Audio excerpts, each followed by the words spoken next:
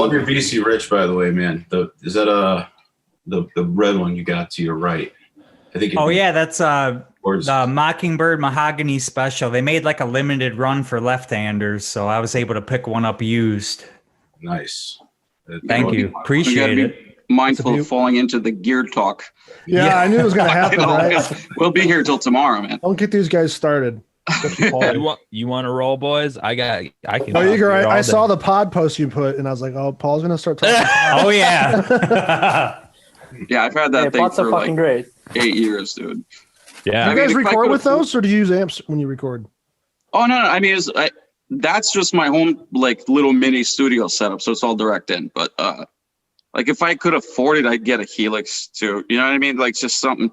Yeah, of course. Christian and I were talking about this a couple of weeks ago, too, like, for touring's sake. It just makes so much more sense to get, like, for example, even a Helix floorboard, because that's all you need to plug into like the house. Yeah. Right. And essentially the only thing you're bringing with you is your guitar and that. You know what I mean? It's just like dragging cabs and fucking heads all over the place. Like if you're doing a one-off gig, that's absolutely. But like if you're doing a string, like I'm not a fan, but I don't know. It doesn't sound very metal. What's that? What's up, Dan? That doesn't sound very metal. Hey, now. Not in the least. It is, trust me. No, you just get a fake wall of cabs like Slayer. That's metal. Yeah. Dude, I saw a video. It was like the last Metallica live concert they put out or shit, and they had like what was it? They're the Axe Effects. They had them like under the stage power and all their shit or something, and it was just like everything on stage was all fake. Oh yeah, I've seen that. Oh wow. That's what everybody uses nowadays. They just don't tell you because it doesn't look cool. That's what all those dudes are using. Digital. Illusion. It looks pretty cool. Yeah. Yeah, right.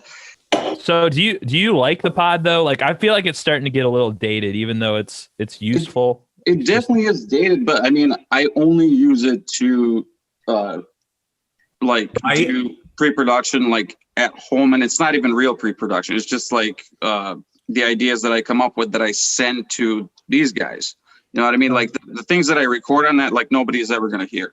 So it's like it does the job. I don't need anything more than that. So it's just a tool for writing for you. Yeah. Basically, yeah. And I mean, I use FL Studio and I, like drum kit from hell and shit like that. So like if you have that, you're pretty much all set to just, just come up with shit. Dude, it's important though, because cool. pre-production can shape how you eventually record. When you kind of have a vision to be able to communicate to other people instead of the days where you're just playing riffs, it makes everything a lot more streamlined.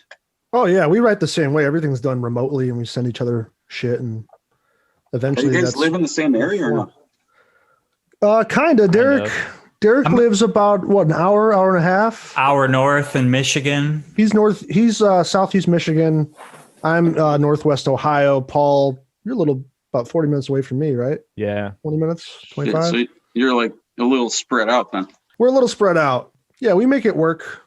Luckily, we're in the internet age and we can trade riffs that way. Yeah. It's pretty simple nowadays. But I mean, to go back to what Paul was saying too, like as far as our studio process, like we've been working with the same producer because Craig and I's previous band was also like melodic death metal, and we did 3 EPs with the guy, and he also produced Echoes. So, and he used to work at Morris Sound down in Florida. Oh wow. And he was a live guitar player of Infera Brew, who were also on prosthetics. So, nice. Very cool. Yes, the guy is like extremely talented, and he's been a good friend of ours since we were like 18 years old. We used to do like local shows and shit. Yeah, we really lucked out. Just like he's a very good producer in that, like if you sound like shit, he's going to tell you, which you need sometimes. When you're doing a long studio, for sure, it all blends together. You really need that outside voice that's still interested, and isn't going to let you off easy. That's what Paul was for all my riffs. Yeah, it's good enough. Yeah, it's okay. It'll be all right. The worst is like after you do a take and the guy's like, well, how do you feel about it? It was like, I don't know. Tell me. I sound like shit. Tell me, because I got to listen to this for the rest of my life. Yeah. Be brutally honest. Yeah, the only thing is like he just moved from Connecticut down to South Carolina. North Carolina. Potato. One of those Carolinas. Yeah. Doesn't matter West which. Carolina. But yeah, next time we record, we're gonna have to like all go down there at the same time for Oh at shit. least 4 or 5 days. But we're gonna do it a little bit differently this time around, because before we all did it individually. Like one person would go in, record, and then the next day like we do bass. The third day we do like rhythm guitar, whatever the fuck. But this time we're gonna do it like the Telefunken video, like the Slay at Home shit. Like we're all just gonna be in the same room, like everybody's gonna be hooked up at the same time, and we're just gonna like kind of just to give it a little bit more of an organic feel. Yeah, right on. Cool. Hey, what's up, Dave? Speaking of the devil, he shall appear. There he Hey, is. what's up, What's guys? up, brother? You guys talking about me? Oh yeah. We did. Well, dude, when it comes to recording bass, how many times you tell me, just do eighth notes there? I'm like, yeah, you're right. You're right. I had That's a couple always the answer. suggestions, but Yeah. it was all in your head already. I was just tapping into what you really wanted to do in the first place. Anyway, Yeah. It all comes full circle. Yeah, you can get drunker before you play and not have to worry about it, man. Basses have it easy. Yeah, you're right. Eighth notes for the win. Wait, so you weren't completely hammered the entire album? All seriousness, I play sober. Like at most, I'll have a beer before I play. That's super cool. No, it's because I'm clumsy, man. I almost fell off stage once. Yeah. Oh no shit. That sucks.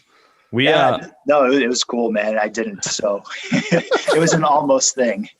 Yeah, if you want to that's know cool. what our album recording process was like, it was literally like being in this meeting right now and hanging out and just Derek, literally there was a point in the album where Derek had recorded a shitload of solos. We had our friend Jason come over and record a bunch of solos, and everyone was completely just like hammered, and we're sitting in this room and they're like, Paul, we got nothing. They handed me a fucking guitar. I don't remember playing the damn solo.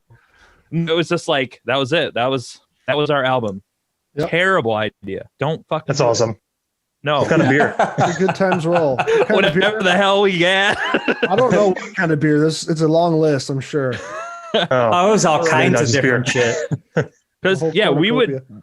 they would come over, they'd drive out here. Derek would drive to Jason's house. Jason would drive to my house. They'd stop at the beer store and buy a cooler full of shit. And then it was just a shit show. That Telefunken thing, by the way, I was just watched that and it's like, holy shit, that was so fucking cool. How'd you guys get that opportunity? Completely lucked out. Yeah, no, it was definitely luck. That place is dope though. We didn't even know that it existed really, but it was dope because it actually felt like a live gig, you know, which we haven't fucking done in God knows how long. Right. That's great. 2018, I think we only did like 2 fucking shows with this band so far, Right. and the first one was 2 years ago. The second one was on like a tiny deck somewhere in eastern Connecticut. So I mean, it was an outside show, but it wasn't really like a stage, you know. There's still a lot of opportunity right now, though, because when I was talking to Steve Joe, he said there's a lot of politics of touring bands. You know what I mean? Sure. And he said, you know, the thing right now is the music is keeping itself even, right? Everybody's on the level playing field in terms of who's getting exposure and who's getting opportunities. So I don't know, man, especially for being in kind of a doomy band where everybody's feeling like shit. This is the best year we could have released something. It's been a great year for you guys. And honestly, yeah, congrats on all the success for Echo. Likewise, Yeah, you guys do, man. For sure. Yeah. Thank you. Appreciate it. Amazing. We appreciate you guys taking the time to hang out with us, non-Billboard charting losers. Dude, after that Twisted Tea thing, you're gonna fucking hit the chart. Yeah. Of all the things that go viral. 3 years writing an album, a year recording, and fucking get known for a goddamn meme. That's the way it works. It's slow. This is gonna catapult you to the top. That's the internet, man.